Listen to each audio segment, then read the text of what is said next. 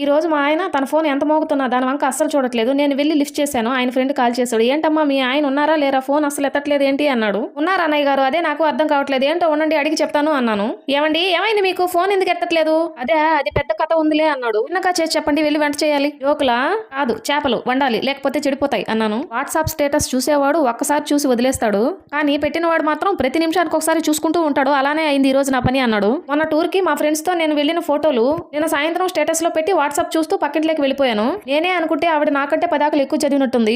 Phone లో YouTube చూస్తూ గమనించకుండా నాకు టీ పెట్టుకొచ్చి ఇచ్చింది. అరే ఎలాగో ఇచ్చింది, తాగేసి వెళ్ళిపోదామని తాగుతూ ఉంటే లోపు వాళ్ళ ఆయన కూడా ఫోన్ లో మెసేజ్లు చూస్తూ ఇంట్లోకి వచ్చి సోఫాలో నన్ను చూసి ఆయన ఇల్లు కాదనుకుని నాలుగు ఖర్చుకుంటూ బయటకు వెళ్ళిపోయాడు. నేను కవర్ చేయలేక చచ్చా. రండి మీకోసమే వచ్చా, వెళ్ళిపోతున్నారేంటి అనగానే ఆయన ఫోన్ ఆఫ్ చేసి వెనక్కి తిరిగి ఇంటిని కింద నుంచి పైకి ఒకసారి చూసి ఆయన కవర్ చేసుకున్నారు. బైక్ లో స్వీట్ ప్యాక్ మర్చిపోయా తీసుకొద్దామని అన్నాడు. అదేదో సినిమాలో చెప్పినట్టు జర్రుంటే చచ్చిపోయేవాడిని అన్నట్టయింది నా పని, అందుకే ఫోన్ జోలికి వెళ్ళలేదు అన్నాడు. వీడియో నచ్చితే లైక్ చేయండి.